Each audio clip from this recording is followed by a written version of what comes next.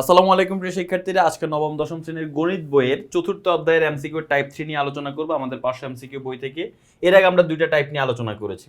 So type 3 এর প্রথম যে এমসিকিউটা আমরা যদি দেখি 11 নাম্বার, এই যে দেখো এখানে বলা আছে 2 to the power -1 plus 3 to দি পাওয়ার -1 আবার পুরোটার উপর হোল টু দি পাওয়ার -1, এটার মান কত? সো নর্মালি তোমরা টাইপ 2 অলরেডি 1 2 পড়লে তোমরা অলরেডি বুঝার কথা যে আমি এখানে তোমাদের বলেছিলাম যে x to the power -n এর মানে কি জানো?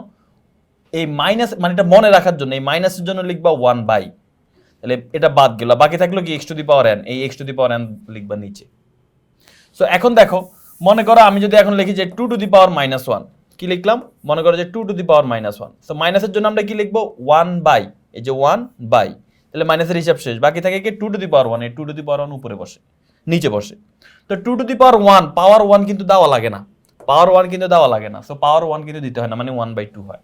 তো এই হচ্ছে কথা আর কি। সো আমরা এটা নিয়ে এখন কাজ করব। দেখো এখানে আমাদের প্রথমে বলা আছে কি 2 to the power -1 plus 3 to the power -1 to the দি পাওয়ার -1।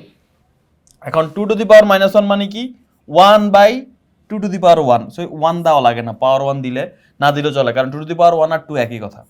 এবার 3 টু দি পাওয়ার -1 মানে কি মাইনাসের জন্য লিখতে হবে 1 বাই, আর 3 টু দি পাওয়ার 1 নিচে বসবে, 3 টু দি পাওয়ার 1, পাওয়ার 1 দেওয়া লাগে না, ওই দিলাম না। এবার পুরাটার উপর একটা পাওয়ার -1 আছে, দিলাম -1। এখন আমরা ভিতরে লসাগু করব। তো লসাগু যদি আমরা করি 3 আর 2 এর লসাগু কত? 3 আর 2 এর লসাগু হচ্ছে 6, সেখানে আমরা 6 দিলাম। এবার আমরা জানি লসাগুকে হর দিয়ে ভাগ, 6 কে 2 দিয়ে ভাগ করলে হয় 3, 3 এর সাথে 1 গুণ করলে হবে 3, প্লাস 6 কে 3 দিয়ে ভাগ করলে হয় 2, 2 এর সাথে 1 গুণ করলে হবে 2। এবার উপরে পাওয়ার কি -1, এবার 3 আর 2 যোগ করলে হয় 5, আর নিচে হচ্ছে 6, পাওয়ার কি হবে -1। সো মনে রাখবা কোনো ভগ্নাংশের উপরে পাওয়ার যদি -1 হয় এটা জাস্ট উল্টায় যায়, আর কিছু না। কি হবে? এই 6 চলে আসবে উপরে, 5 চলে আসবে নিচে, এটাই অ্যান্সার 6/5। তাহলে অ্যান্সার কি? অ্যান্সার হচ্ছে 6/5। এখন তোমার প্রশ্ন হতে পারে কিভাবে এটা হয়, আমি দেখাই দিচ্ছি। দেখো পাওয়ার -1 হলে আমরা কি জানি কি হয়, এই মাইনাসের জন্য আমরা কি লিখি, এই মাইনাসের জন্য আমরা লিখি 1 বাই, মাইনাসের জন্য লিখলাম 1 বাই, বাকি থাকলো কি আমাদের 5/6 টু দি পাওয়ার 1, এই যে 5/6 হোল টু দি পাওয়ার 1। এখন উপরের 1 এর জায়গায় 1 থাকলো, নিচে দেখো 5 এর উপর পাওয়ার 1 দিলে 5 হয়, 6 এর উপর পাওয়ার 1 দিলে 6 হয়। তো এবার লবের 1 লিখলাম, এই যে ভাগ চিহ্নটা, এটাকে গুণ চিহ্ন দিলে এটা কি হয়ে যাবে? উল্টায় যাবে, 6 চলে আসবে উপরে, 5 চলে যাবে নিচে। তো 6/5 এর সাথে 1 গুণ দিলে 6/5ই হবে। তো আশা করি বুঝতে পেরেছো। তো সহজ হিসাবে মনে রাখবা, কোনো ভগ্নাংশের উপর মানে যেটা লব আছে হর আছে তার উপরে পাওয়ার যদি -1 হয় তাহলে আমাদের অ্যান্সার হবে জাস্ট এটার উল্টাটা হবে, 6 উপরে যাবে 5 নিচে যাবে, যে ঘ নাম্বারটা অ্যান্সার। তাহলে 11 অ্যান্সার আমাদের ঘ। 12 নম্বর প্রশ্ন দিকে যদি আসি, দেখো এখানে আছে p টু দি পাওয়ার -1 মানে কি 1 বাই p টু দি পাওয়ার 1, 1 লেখা লাগে না।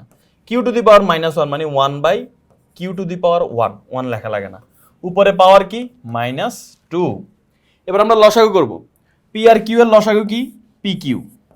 এবার আমরা জানি লসাগুকে হর দিয়ে ভাগ, লব দিয়ে গুণ, pq কে p দিয়ে ভাগ করলে হয় q। এই দেখো pq কে যদি তুমি p দিয়ে ভাগ করো তাহলে কি থাকে? q। তো লসাগুকে হর দিয়ে ভাগ করলে থাকে q, q এর সাথে লব গুণ, লব হচ্ছে 1, q এর সাথে 1 গুণ দিলে হবে q। আবার pq কে q দিয়ে ভাগ করলে কি হবে? q টা এইভাবে লিখি, pq কে q দিয়ে ভাগ করলে থাকবে শুধু p, p এর সাথে 1 গুণ করলে হবে p। তাহলে এখানে লবে কি দাঁড়াবে? q plus p। তো আমরা এটাকে সাজাই লিখি, q প্লাস p না লিখে আমরা p প্লাস q লিখি, ওকে? তাহলে সুন্দর হয়। আচ্ছা, এবার উপরে পাওয়ার কি -2। আচ্ছা, এখন আমরা যদি এটাকে -2 যেহেতু আছে আমরা এটাকে এখন ভেঙে লিখব। এখন তুমি একটু আগের এমসিকিউতে বলছি পাওয়ার -1 থাকলে উল্টাই ফেললি, কিন্তু এখানে পাওয়ার -1 না -2, তাই তোমাকে নর্মাল নিয়মেই করতে হবে। মাইনাসের জন্য আমরা কি লিখব 1 বাই, আর নিচে থাকবে কি তাহলে মাইনাসের হিসাব বাদ, তাহলে মাইনাস বাদে বাকি যা আছে সব লিখবো। মাইনাস বাদে কি আছে? p plus Q by P Q, এই পুরাটার উপর কি হবে? একটা স্কোয়ার হবে। তাহলে এখন দেখো স্কোয়ার যদি পুরাটার উপরে হয়, এখন আমরা যে কাজ করব, স্কোয়ারটা লবের উপরেও আছে হরের উপরেও আছে, তো আমরা লবের উপর হরের উপর ডিস্ট্রিবিউট করে দেই। উপরে হচ্ছে 1 ডিভাইডেড বাই এই পি প্লাস কিউর উপর স্কোয়ার দিলে হবে P plus Q whole square, আর পি কিউর উপর স্কোয়ার দিলে হবে পি স্কোয়ার কিউ স্কোয়ার, তাই না? এই পি কিউর উপর স্কোয়ার দিলে পি স্কোয়ার কিউ স্কোয়ার। এখন লব 1 লিখলাম, এই যে ভাগ চিহ্ন এটাকে যদি গুণ চিহ্ন দিই কি হয়ে যাবে? উল্টায় যাবে, এই হরগুলো উল্টে যাবে, পি স্কোয়ার কিউ স্কোয়ার উপরে চলে আসবে, পি স্কোয়ার কিউ স্কোয়ার উপরে চলে যাবে, আর P plus Q whole square নিচে চলে যাবে, P plus Q whole square নিচে চলে যাবে। এখন কোনো কিছুর সাথে 1 গুণ দিলে ওইটাই হয়, তাই 1 গুণ না লিখলেও চলে। তাহলে অ্যান্সার হচ্ছে কি P square Q square divided by P plus Q whole square. এই যে এটা হচ্ছে অ্যান্সার, ঘ নাম্বারটা হচ্ছে রাইট অ্যান্সার।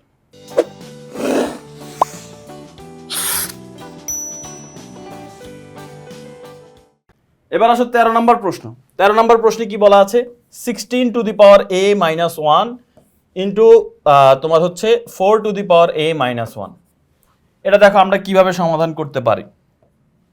খেয়াল করো, আমরা 16কে কিন্তু চাইলে 4 স্কোয়ার লিখতে পারি, পারি কি না? 4 স্কোয়ার মানে কত? 16। তার উপরে পাওয়ার আছে কি a মাইনাস 1, আর নিচে হচ্ছে 4 to the power a minus 1। আচ্ছা, এখন আমরা নতুন একটা জিনিস শিখবো, সেটা কি দেখো, মনে করো এক্স এর উপর পাওয়ার a আছে, আবার তার উপরে পাওয়ার b আছে।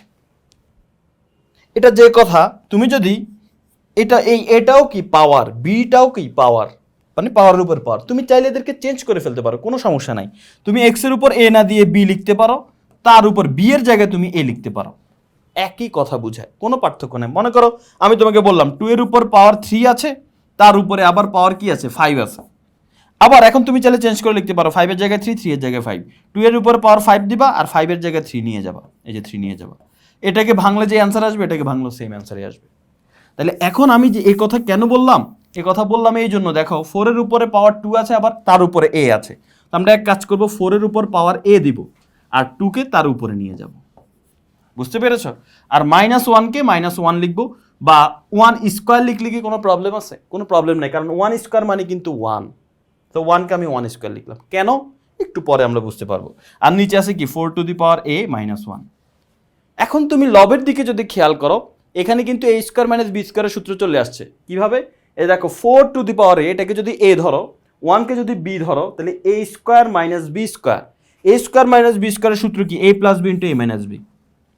a কিন্তু আমাদের এই পুরাটা, এই 4 টু দি পাওয়ার এই পুরাটা, তাহলে a প্লাস b মানে কিন্তু 1, a plus b into a minus b, আর নিচে কি 4 to the power a minus 1। তাহলে এখন অ্যান্সার কি দাঁড়াচ্ছে? এই 4 to the power a minus 1 আর এই 4 to the power a minus 1, এটা কাটাকাটি যায়, তাহলে অ্যান্সার থাকে 4 to the power a plus 1। তাহলে অ্যান্সার আমাদের কি দাঁড়াচ্ছে? 4 to the power a plus 1। অপশনে কি এরকম আছে কিছু? আমরা দেখতে পাচ্ছি না, অপশনে এরকম কিছু দেখতে পাচ্ছি না, কিন্তু এটা হবে অ্যান্সার। কেন? দেখো 4 কে আমরা কি লিখতে পারি? 2 স্কোয়ার। তাহলে 4 কে লিখলাম 2 স্কোয়ার, তার উপরে পাওয়ার কে a প্লাস 1। তাহলে এখন দেখো 2 টু দি পাওয়ার, এই 2 আর a গুণ করলে, 2 আর a গুণ করলে কি হবে? 2a, কারণ পাওয়ারের উপর পাওয়ার হইলে গুণ হয়, মনে রাখবা। সো 2 আর a গুণ করলে হবে 2a প্লাস 1। তার মানে এই যে দেখো, এটা যে কথা, এটাও কিন্তু সেম কথা। তো আমাদের অ্যান্সার হবে 2 to the power 2a plus 1। এবার আসো এ টাইপের সর্বশেষ এমসিকিউ যেটা, সেটা নিয়ে আমরা একটু আলোচনা করি। সেটা হচ্ছে 14 নম্বর এমসিকিউ। দেখো এখানে বলা আছে 7 into 2 to the power X plus 1 minus 13 into 2 to the power X, আর নিচে আছে শুধু 2 টু দি পাওয়ার এক্স।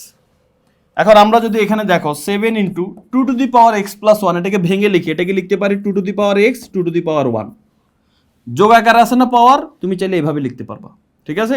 এই 2 এর উপর একবার এক্স দিবা, 2 এর উপর একবার 1 দিবা, আর যোগ থাকার কারণে এদের মাঝখানে গুণ দিবা। এটা চতুর্থ অধ্যায়ের সূত্র। আচ্ছা, ওই যে এই সূত্রটা এরকম আর কি, যে X to the power M into X to the power N, এর মানে কি X to the power M plus N. অর্থাৎ পাওয়ারগুলো যোগ আকারে থাকলে তুমি এদেরকে আলাদা আলাদা লিখে একসাথে গুণ করে দিতে পারো, এটা হচ্ছে সূত্রটা। ওকে, এখন আসো, এখানে আছে minus 13 into 2 to the power N, তো না এটা X, okay 2 to the power X, আর নিচে 2 টু দি পাওয়ার এক্স। এখন আমি উভয় পক্ষ, এই যে এখান থেকে যে দেখো এই জায়গা থেকে আমি 2 to the power X common নিব, এখানেও 2 টু দি পাওয়ার এক্স আছে, এখানেও 2 টু দি পাওয়ার এক্স আছে। তো আমি যদি একটা 2 to the power X common নেই, তাহলে কি থাকে? এখানে থাকে 7 into 2 to the power 1, 7 into 2 to দি পাওয়ার 1 মানে 2ই হয়, ওকে। আর এখানে 2 to the power X common চলে গেলে থাকবে শুধু 13, আর নিচে 2 to the power X. 2 to the power X 2 to the power X কাটা যায়, 7 দুগুণে কত? 14, 14 থেকে 13 বিয়োগ করলে কত হয়? 1। তার মানে এটার অ্যান্সার কি? অ্যান্সার হচ্ছে 1। আশা করি বুঝতে পেরেছো। আমাদের এই টাইপের সবগুলো এমসিকিউ শেষ, পরবর্তীতে আমরা টাইপ 4 নিয়ে আলোচনা করব। সেই পর্যন্ত সবাই ভালো থাকো, আল্লাহ হাফেজ, আসসালামু আলাইকুম।